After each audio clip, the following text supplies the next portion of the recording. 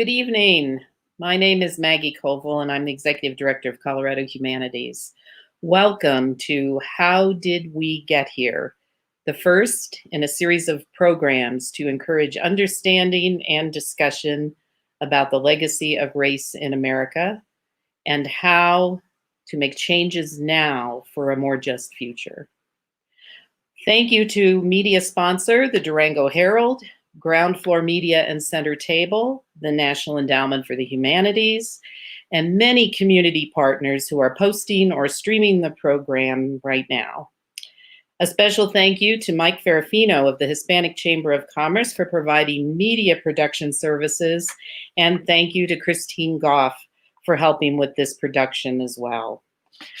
I'd also like to take a minute to recognize the board and staff members on our Changing the Legacy of Race and Ethnicity Committee, and especially Director of Programs Josephine Jones, Nora Ridgway, and our committee chair Paulette Tate for her huge commitment of time and energy to creating this program and making it possible. Another committee member, Adrian Miller, will be our moderator tonight.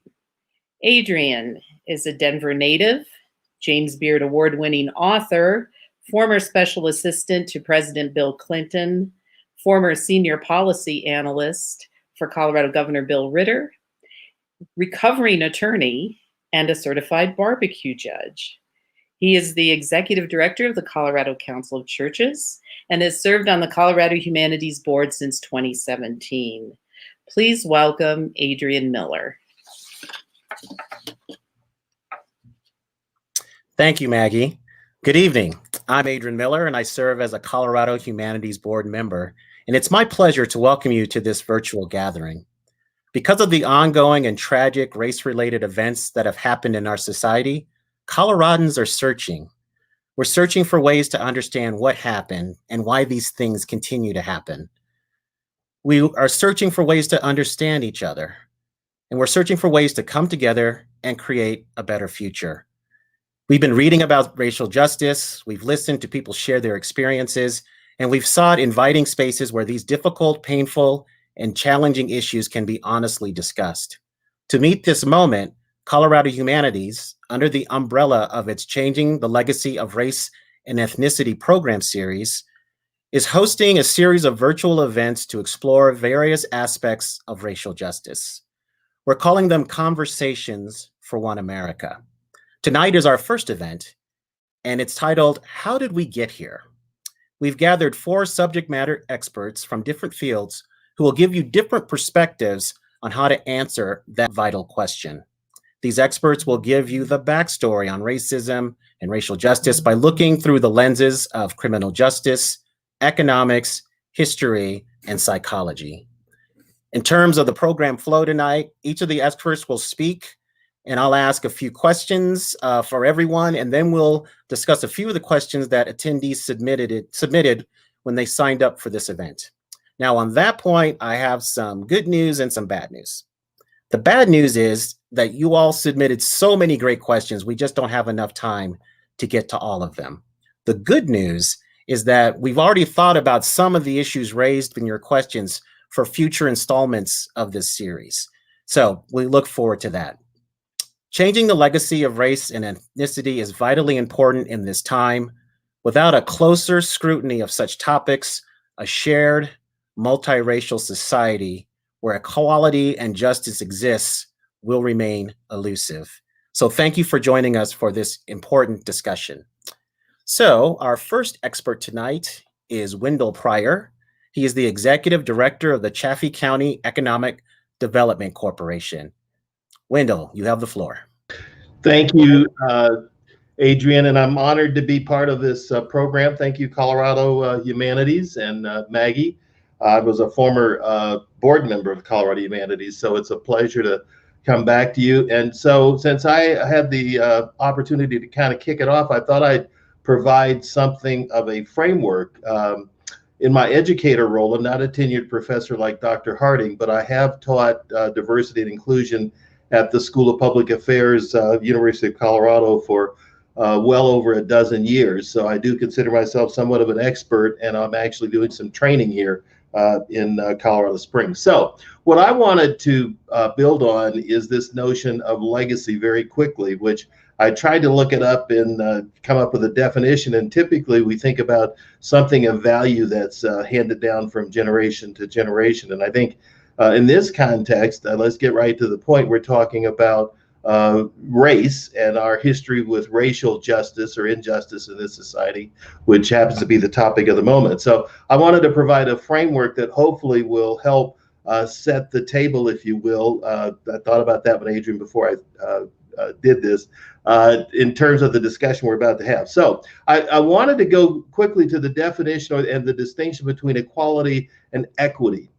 They're typically used interchangeably, but when we talk about equality, it's typically defined as treating everyone the same and giving everyone access to the same opportunities, while equity refers to proportional representation by race, class, gender, which I think brings us to the current moment where we're talking about racial equity and injustice. And in that context, the framework that I want to provide is from a book that I taught a class last summer from, and I'll make it available to the Colorado Humanities. It's called The Hidden Rules of Race. And in it, it posits or offers a framework, if you will, for looking at racial rules that tend to dictate outcomes that we often call disparities. And it gives us 6 domains, if you will, to be thinking about when we talk about the racial injustice and legacy. And the 6 domains are wealth, income, education, criminal justice, health, and democratic participation. And basically the theory of the book is that there are racial rules that are baked into society that create some of the disparities and the injustices that we face. And almost ironic and right on cue, last week's Denver Business Journal had some statistics that I wanted to just highlight from their review of the Small Business Administration's SBA program, their 7A program. And again, I think it couldn't be more timely for this discussion. It says that basically a Stanford study of the pandemic's effects found 41% of Black businesses ceased operations as of April, compared with 17% of white businesses. Relief measures have lagged. A review by the New York Times of a key COVID relief program, the Federal Paycheck Protection Program, showed 75% of the government's initial round of emergency loans went to businesses in white census tracts. They cannot track it by race, so they look at census tracts, and that was one of the outcomes. It goes on further to say that the country's 4 biggest banks, which held roughly 35% of the nation's deposits, made 91% fewer 7A loans to Black-owned businesses in 2019 than in 2007. Citibank made 2 in 2019, Bank of America made 7, JP Morgan Chase made 62, and Wells Fargo made 263. By comparison, those same banks originated at least 5,443 7A loans to all businesses during the SBA's fiscal 2009. Majority Black census tracts with more than 500 people averaged $157 in small business loans per person in 2018. Majority white census tracts averaged $302. A couple more just brief statistics, and then I'll close. It says Black household wealth in America is roughly 1/10 white household wealth. The Black home ownership rate is roughly 30 percentage points lower than the white home ownership rate. And I want to make a quick statement there. Typically, white ownership rates hovers around 60% or more. Black home ownership rates average around in the 40s, and Hispanics are just slightly better than that. And if you look at housing as a way that we accumulate wealth in this country, that statistic is telling. And before I close, I just want to cite that during my tenure as the state civil rights director, we investigated one of the country's largest predatory lending scams, and it had to do with Mexican and Latino households in Greeley, Colorado. The reason that significant is that the officer of the bank that did the predatory lending fled to Mexico and was later arrested, having been on the FBI's 10 most wanted list. So it is predatory in that sense. And then I'll just close with this last statistic. It says the SBA 7A program, which guarantees as much as 90% of loans made by banks, doled out $23.2 billion in 2019, including $755 million to Black-owned businesses. So that points out the disparities, and I hope provides a little bit of a framework of what it is we're going to be talking about when we talk about the legacy of race in this country. So I'll stop with that and yield my time, Adrian. Thank you so much, Wendell, for giving us that economics lens. Next in this all-star lineup, we have Denise Maez, Esquire, who oversees all legislative work that affects civil liberties in the state and the local level in Colorado as the public policy director of the ACLU, American Civil Liberties Union of Colorado. Denise.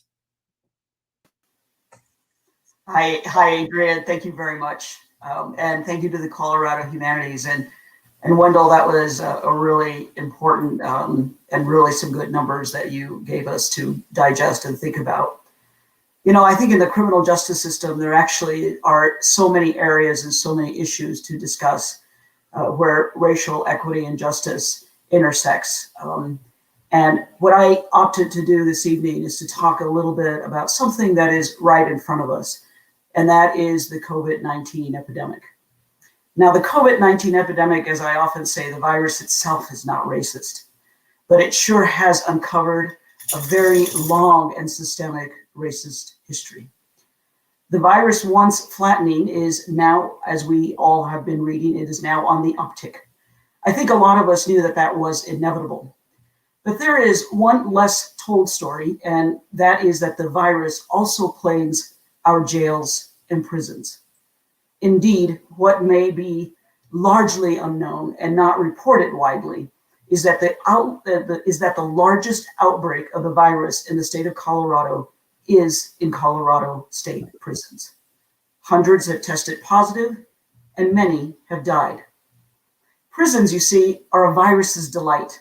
There is no way that anyone behind bars, behind the wall, can adhere to CDC guidelines. There is no 6 feet distancing. Folks incarcerated congregated numbers greater than 10. They stand shoulder to shoulder in line to use the shower, to use the telephone, and to access their food. And when there is an outbreak in a prison facility, the entire facility goes on lockdown. That means no visitors come in, no packages come in, and there is very, very, very little interaction between individuals that are housed there and their families, friends, and neighbors who live on the other side. Now, you see, the United States and Colorado, similarly, we have an addiction. We have an addiction to incarceration, jails, and prisons. Here in the United States, we incarcerate more people than any other nation in the world. And the data tells us we are no safer. Our prison system was founded on racist principles. And our prisons in Colorado reflect this historical racist past. We disproportionately, in Colorado, like all over the country, disproportionately incarcerate brown, Black, and Indigenous people. We have devastated so many families in communities of color. So many children grow up with one parent because the other is incarcerated. Michelle Alexander, who is the author of Mass Incarceration, The New Jim Crow, wrote, "Who is behind bars in cages has more to do with our collective choices rather than individual ones." Prisons are death traps. While I and many of you and many of us here can work remotely, albeit with its own set of difficulties for different folks, many will die in our prisons. And these individuals will be predominantly, overwhelmingly, and disproportionately Black, brown, and Indigenous people.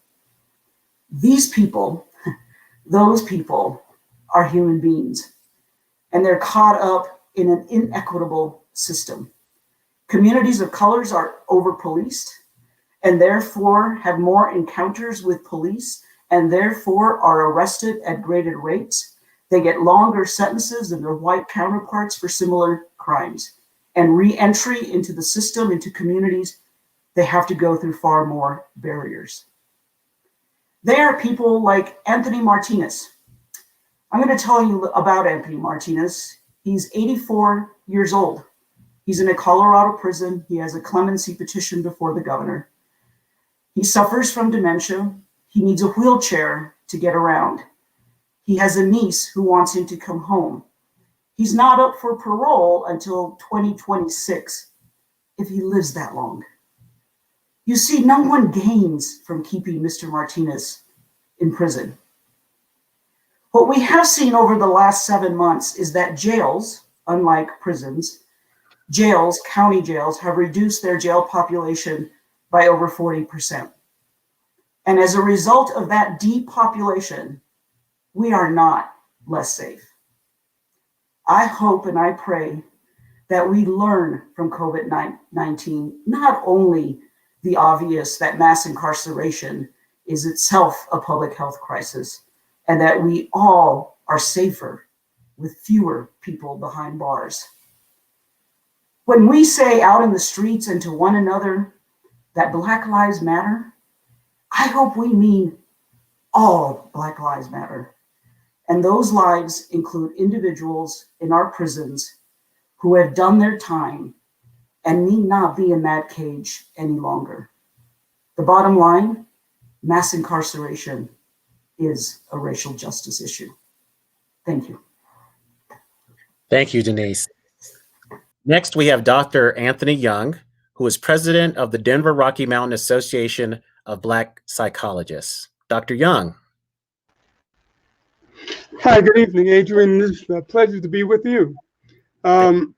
This is a very difficult conversation for Coloradans to have and Americans in general, because there's never been an authentic conversation, a national conversation on racism at all. In fact, I believe former President Clinton started the conversation, but that was sidetracked by the Monica Lewinsky scandal. So in 2020, we know that racism has been rampant in America since its very beginning. And I would like to share with you my perspective from a psychosocial historical vantage point. First of all, let me give you a couple of definitions first. According to Dr. Wade Nobles, who's one of the past national presidents of the Association of Black Psychologists, power is the ability to influence other people to accept your definition of reality as their own. And we know that race itself is a social construct. It does not exist in biology. However, if you believe a thing is real, it becomes very real in its consequences. So when I talk about race, I would like to give another definition, because at the very core of understanding how we get here in as far as race in the US, it's very important to understand the psychology of white supremacy. And to be polite and less clear, it is sometimes called racism. It is seldom defined, and therefore there's a multitude of conflicting definitions. So for my discussion, I've chosen the definition created by Neely Fuller Jr. that was advanced by the late Dr. Francis Cress Welsing, which basically states that white supremacy is the direct or indirect subjugation of non-white people by white people for the basic purpose of pleasing and or serving any or all white persons at all times, in all places, in all areas of activity, including economics, education, entertainment, labor, law, politics, religion, sex, and war. And structural or systemic racism is just simply a manifestation of white supremacy. Now, white supremacy also includes the belief in the genetic superiority of white people over all others. It is a nationwide system of belief and behavior, and it is the only functional racism in existence on the planet that is based on color and or anti-color in the physical makeup or physical appearance of a person. So when this belief of white superiority also comes the idea of white privilege, and that people of color must be placed at a disadvantage in every possible way. Adherents of white supremacy see that equity, fair treatment, and the protection of rights of people of color as a direct threat to their privilege. Direct threat to a white privilege, to be very specific. So here's a quote by Neely Fuller that also goes further, that says, if you don't understand white supremacy, what it is and how it functions and how it operates, everything that you think you know will only confuse you. And Dr. Martin Luther King talked about this very well. In fact, I might mention that in September of 1967, Dr. Martin Luther King spoke as a keynote presenter for the American Psychological Association National Convention. And during that convention, he challenged the white psychologists to use their skill and tools to eradicate racism and discrimination. Of course, his appeal fell on deaf ears. So for us to engage in this type of conversation in 2020 is very difficult, because every American has been miseducated about our history, our culture. And we know that the history of the country primarily has been created by the people who were the conquerors, and they told their story from their vantage point. However, we do know that the educational system itself continued to miseducate all Americans, because people of color and their contributions throughout the development of this nation is very seldom mentioned in any meaningful way. We know that the challenges that must be considered is that when white supremacy is threatened by those, those who actually control the institutions and resources of this country, when they are challenged, the challenges are usually met with resistance, resentment, hostility, punishment, and or terrorism. And in fact, those of you who know anything about American history know that there has never been a period in American history when African Americans were not terrorized. And of course, other people of color as well, but specifically since Africans were kidnapped, enslaved, and brought to this nation. There's a particular psychology that goes with white supremacy, and that's once again is the belief in the inferiority of people who are non-white. But in addition to that, there's this dehumanizing of people, and then objectifying them so that they're seen more as objects to be used. And this is actually very well covered in some of the writings of Ida B. Wells, Douglas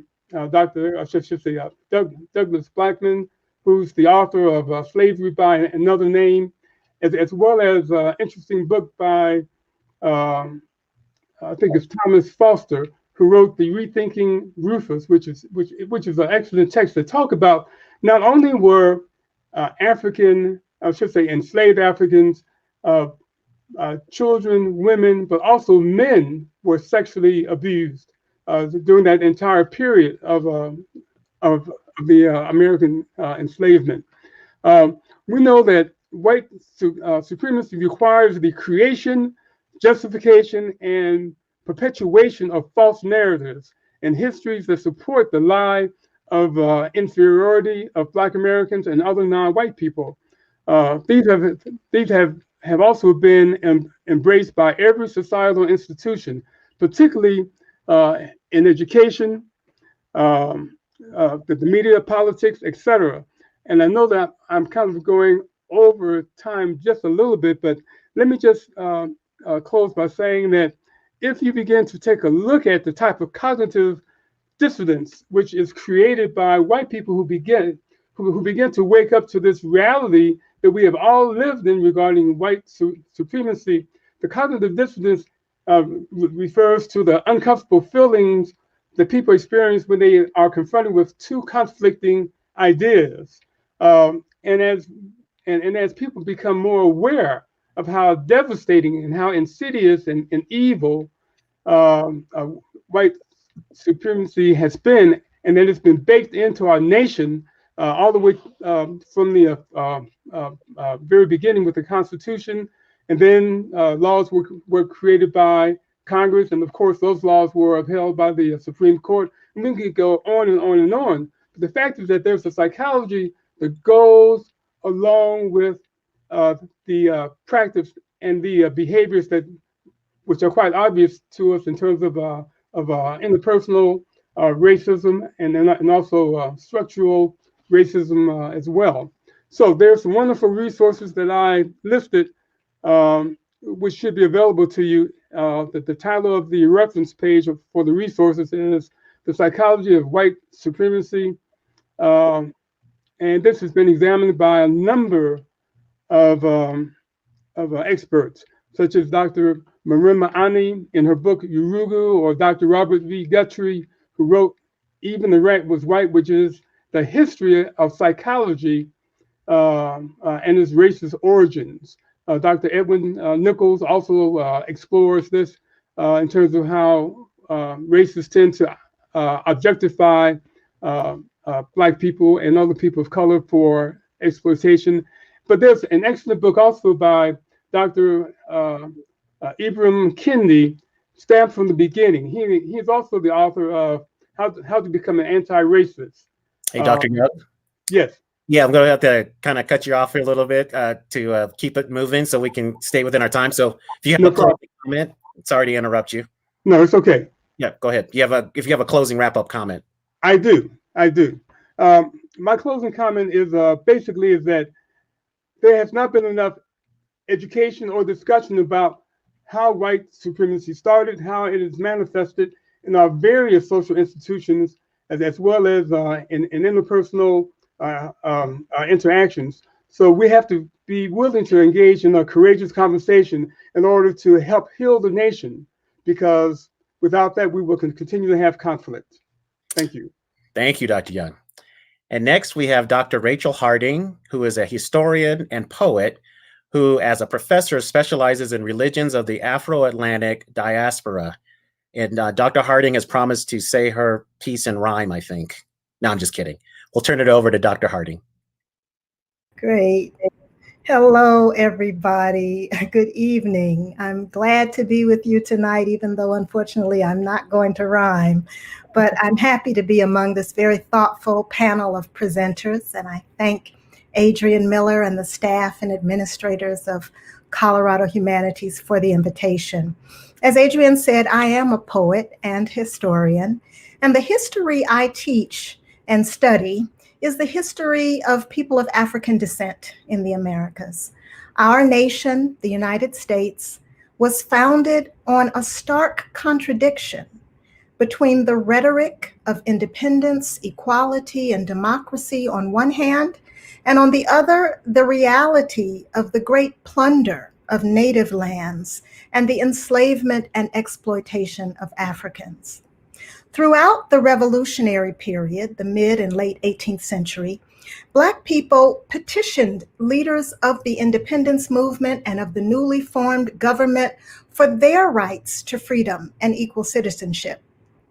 However, the Constitution's framers could never bring themselves to fully recognize and reconcile the deep contradiction between the values they espoused on paper and the fact that many of them were themselves holding human beings in bondage and amassing great wealth in that way. This is a contradiction or a schizophrenia that marks the nation to the present day. And African Americans have been among the people who most consistently demand that the country recognize this schizophrenia and work to heal itself of it. We are where we are because for 250 years, our country chose to make race-based slavery the cornerstone of the nation's political economy, and for another 100 years after the abolition of slavery, with a very brief moment during Reconstruction where the possibility of a multiracial democracy emerged and was violently crushed. This nation enabled generations of terroristic violence against Black individuals and communities and other communities of color, enshrined segregation and the humiliation of Black people, and empowered itself on the plunder, looting, and suffocation of Black economic and civic strength by means of a wide range of local, state, and national laws and customs. So although I would say that the present situation of highly militarized state-sponsored violence against Blacks, Latinos, Native people, and other marginalized folks in our country is a result of the growth over the past 40 or 50 years of a particularly virulent resistance to the push for racial, gender, and economic justice in our country, there is, in truth, a very long history here of structural inequality scaffolded by violences of many kinds. Poverty in one of the wealthiest nations in the world is a form of violence. Red-lined communities that are food deserts but full of liquor stores is a form of violence. The racial bias of medical professionals and the insistence on for-profit medicine is a form of violence. Violence is predatory lending and evictions. Violence is the incarceration of massive numbers of Black, brown, Native, and poor people. Violence is decimating the Voting Rights Act and insisting that voters in some places stand in line for 5 hours in a pandemic to cast their ballots. Violence is the chronic overfunding of police and prisons and military, and the underfunding of public education, mental health, social services, the arts and humanities, the things that make a meaningful civic life possible in a democracy. There are many kinds of violence that bring us to where we are today.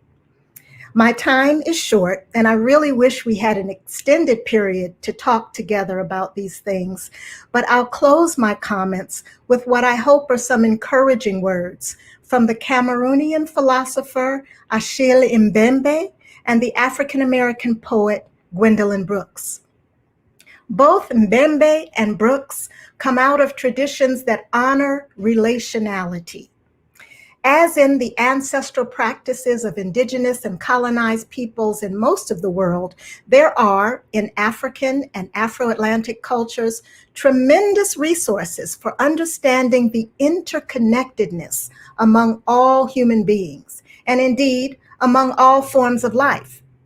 One of the things that I study and that gives me inspiration in a moment like this is the way Black people in this country, people who have been powerfully maligned and brutalized, have historically found ways to cultivate our own humanity, even as that humanity is denied by the structures of colonialism, racism, genocide, etc. And to affirm the shared humanity of all people. There are some profound resources in the way Africans and their descendants have understood what it is to be human. In African indigenous traditions, the deepest meanings of human life are not those of an atomized, individualized existence, separate from others and unaccountable to anyone but the self. Rather, to be human is to be in right relationship with others, with other people, and with all of the biosphere. We're all related, and our survival and our happiness is actually dependent on the survival and the well-being, the happiness of others around us. So, our beautiful task is to mobilize civic, economic, cultural, spiritual, and political power in our country to make sure that everyone who is here can breathe. We have wonderful examples in the state of Colorado of people who lived their lives with that emphasis, from Corky and Jerry Gonzalez and their family to Elder Troy Lynn Yellowwood, Minoru Yasui, Dr. Rachel Noel, Dr. Gwen Thomas, and Dr. Cecil Glenn, and so many others. Like them, we can and must use our creativity as human beings, our imaginations, our wisdoms, to develop a society where sharing has a higher value than the accumulation of wealth, and where we understand that there is no separate solution for any of us here. African indigenous tradition and African Americans have so much vital wisdom for this project, the work of developing a healthy, just multiracial democracy where there's room for everybody and where everybody can breathe. I'm closing for real now with a short quote from Gwendolyn Brooks. This comes from a poem she wrote in honor of the great artist, athlete, and activist, Paul Robeson. But the words speak to all of us in the moment. She says, "We are each other's harvest. We are each other's business. We are each other's magnitude and bond." Thank you. Thank you so much. First of all, I just want to say I'm very proud of you. You all really brought some knowledge tonight, and I asked you to do something very difficult, to do this in a short amount of time, and maybe even some would argue it's kind of ridiculous that I asked that of you, but thank you for meeting that challenge. So I want to ask you a few questions, and we're just going to have just really quick answers here.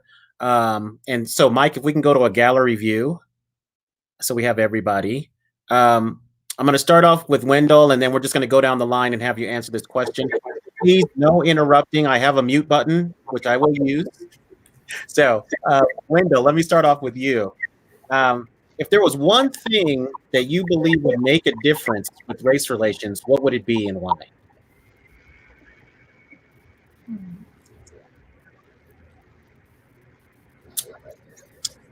Hey, Wendell, do we have Wendell? Sorry, I muted myself. I'm unmuted. I think for me, what I was going to say is that I use an exercise in one of my classes called a self-identity in the pie chart, because a lot of people are just not comfortable in how they approach people. And what I would preach is that we have multiple identities, and in order to get in touch with your identity, draw the best circle that you possibly can and pretend it's one of Adrian's pies and divide that pie into as many slices that represent your identity. So I'm an African-American male, basketball junkie, fly fishing fool, husband, Christian, father, grandfather. And what people don't realize is they have multiple identities, but we typically just label people based on stereotypes and biases that we have. And so what I tell, my law enforcement group is when you approach an African-American on a stop, because all the bad stuff with cops happens typically at stops, think of what's in their pie, and don't just think of them and react with your biases to them being African-American and bad and dangerous, but think about what's in their pie. And I think that's what everybody needs to do, is kind of diversify your identities and look at some of those things that make you more like a person rather than opposite them. And so that's a technique that I use. Thank you. And may we definitively say that it has to be sweet potato pie? Okay. All right, good. Denise, what do you think about that question? What would be the one thing you would do? These are hard questions, Adrian. So, and I know you know that, but I think it's honest dialogue and conversations like the one that we're having here.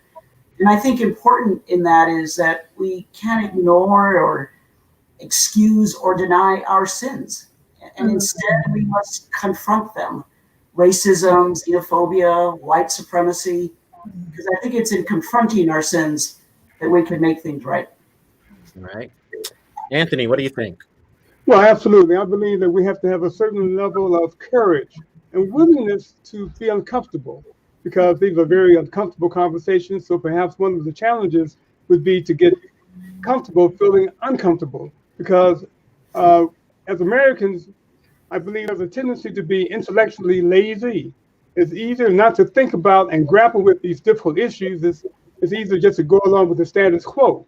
But this does require work, some honest and some authentic work. So having the courage to face this reality will actually take a lot of effort. Thank you. And Rachel, what about you? What are your thoughts on this subject? Yes, these are wonderful responses that my colleagues have given so far. The only thing that I would add, and I guess as an educator, it's what I think about all the time, is how important it is for us to know the fullness of our history. Because just as folks have been saying tonight, that we do have a very difficult history, myself included, I've been saying this too, a very difficult history of trauma, of injustice, of violence in our country. We also have a history of many people of all races who had another vision of what this country could be like. And I think it's important for us to gather and share those stories so that we know the names of folks, the abolitionists, the labor organizers, the people who were involved in creating Head Start programs and Vista and model cities. I mean, there are lots of examples in our country, both in our distant history and our more recent history, of people who wanted to find out what it really takes to make a healthy, multiracial, just society and to make it work for everybody. So I would say for us to be willing to look at the difficulties, but also to study the examples of people who had a vision for a multiracial democracy and to follow some of the models that they've left for us. Thank you. All right, we're going to transition to the audience questions. So I'm going to stay with you, Rachel. One question that we received is, can you speak about the role of faith and specifically organized religion and how it can act as a catalyst for the civil rights movements? Yes, okay. I love that question because, of course, one of the things that I pay a lot of attention to in my work is religion and spirituality and the way in which that helps feed an alternative meaning of the human, particularly for people who are in situations where their humanity is being denied, colonized people who are suffering genocide, people who are suffering under slavery or racism. And so I would say, just to give you a simple, relatively simple and brief example from the experience of African Americans, one of the primary ways that Black people in this country held on to an alternative sense of who we were. The outside society, white supremacy, the slavocratic structures, Jim Crow, mainstream society in general was saying that something's wrong with Black people, that Black people are somehow inferior. And yet, through religion, and this is whether it's Christianity, Islam, indigenous religion, one of the beautiful things in my experience of studying religion of people of African descent is that is a place where Black people found the resources, the wisdom to say, I am a child of God, and my value does not depend on what a racist white supremacist society says about me.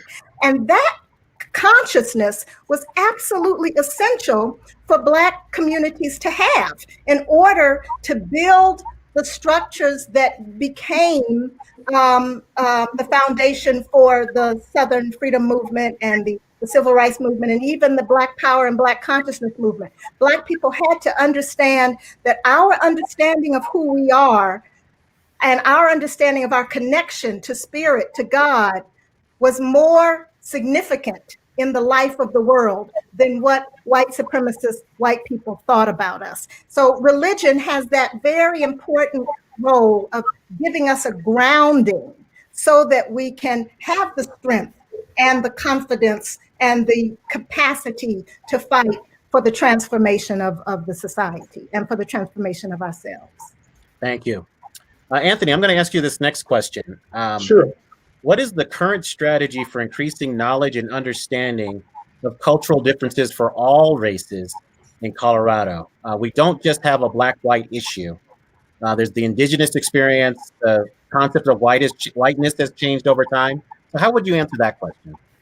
Well, first of all, let me say that there's no strategy, simply because our educational system does not have one. Our political system does not have one. There's no system in the state or in the country that actually has a strategy. So it's a fair question, but it is really incumbent upon the leadership uh, of our community and the various institutions to actually develop one, because we continue to miseducate children about their history. We continue to have adults who are unaware about their true history. So, one quick example: I remember teaching at the University of Colorado down here in Springs. I taught the same class for over 20 years. It's called the Psychology of Diversity, and many of my students were extremely angry when they learned some of the information about America that they had not heard in high school or in other college classes. So our challenge is to actually create some honesty so that we can actually develop a strategy to begin to properly educate our kids in public school, but also at the universities and colleges as well, because they're lacking just as we were lacking. I went to the University of Denver for my doctorate degree. There was not one class on how to work effectively with people of color. Not one class that was required. There was not even an elective.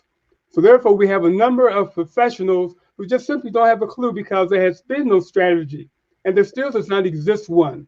I think with the various organizations, we can probably dialogue and come up with something, but certainly it's something which our society, which our community has the responsibility to do, because it does not exist currently. Thank you. All right, Denise, I'm going to actually combine two questions that we got. Well, that's not fair. I know. I'm throwing a curveball at you. What is the most important thing that you think white people should do now to dismantle mass incarceration? And are there unique challenges in Colorado, or are these issues of mass incarceration pretty consistent across the country? Mass incarceration is definitely an issue across the country, but I do think that we are in some ways in a historical time where we need to do something more audacious and more bold. And we need to push those individuals that are elected from the governor on down to make fundamental changes in laws that perpetuate mass incarceration and therefore the disproportionate impact on our brown, black, and indigenous people. We need to ratchet all of those things up. We need a lot more work on police reform. We need a lot more accountability on the streets to the people that those individuals are hired to serve. So I think that's and what the white community can do is be a voice. I think that there's a point in time where they need to stand back, but there's also a point in time to do the chant and do the calls for change. Yeah, and it sounds like we need to be as tenacious as that dog, maybe. Yeah, right. You know, it's a little 6-pound chihuahua, just so everybody knows. All right, cool. All right, I'm going to answer one of the questions, and it says, in what areas or populations have you yourself participated in elements of repression, and what has this examination revealed? So I go back to several years ago when I was in law school.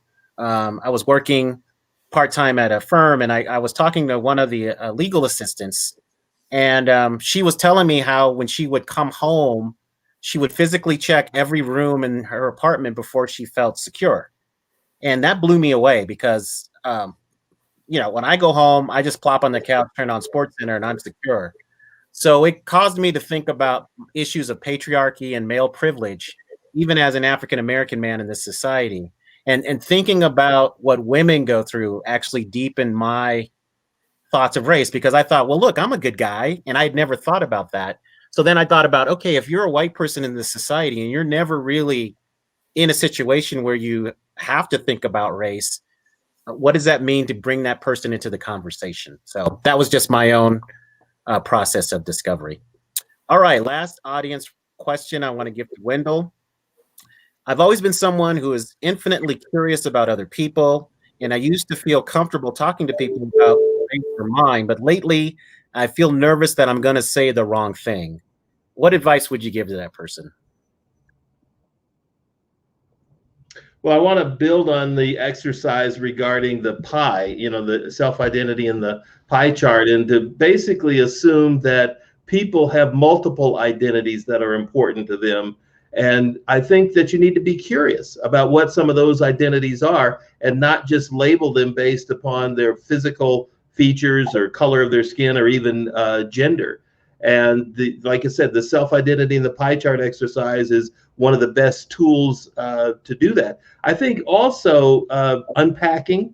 There's a great article about unpacking your beliefs, where it gives the example of a white judge only having African American or minority people in front of her to sentence, and so she said she felt that that she was being biased toward that particular group until she went to another colleague's courtroom where there were white defendants also being sentenced. So unpacking and getting out of your comfort zone, I think, is another example of that, because I think we do have this incredible society that we just know so little about, because we tend to be constrained by our own identities and groups, and where we get our identity is from those groups that are represented by those slices in the pie. So think about that, and think about diversifying your identities and unpacking some of your beliefs about the different groups that you don't associate with.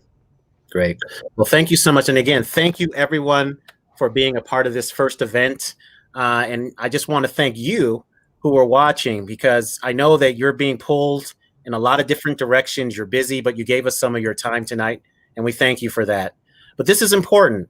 It's going to take people of goodwill, people like you, in order for us to finally have a breakthrough and make progress. But please understand that we're all on a journey with this. We're all learning.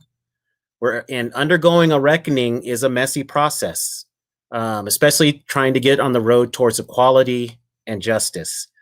We're dealing with centuries of stuff. We're talking about things that people haven't thought about, and we're talking about things that people don't want to think about.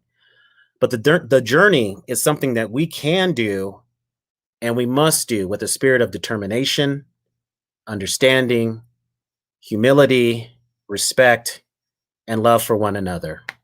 Good night. Now I'll turn it over to Maggie. Thank you, Adrian, and thank you, panelists. Thanks to all of you for sharing your knowledge, your experiences, your insights. I wish we had longer to speak with you, but I'm sure we'll be able to do some additional programs and have some longer conversations. Thank you very much for helping us better understand the legacy of race in America. Thanks also to the audience members who posed questions. We weren't able to get to all of those questions this evening, but you can continue the conversation online in our Legacy of Race Facebook group and at future programs. And our next program will be on Wednesday, December 9th at 7 p.m. I invite you to visit our website, coloradohumanities.org, to find out about the next program and to explore resources for further study and discussion of the legacy of race and ethnicity. Thank you again to our sponsors and our partners. Please join us for the rest of the series, and have a good evening.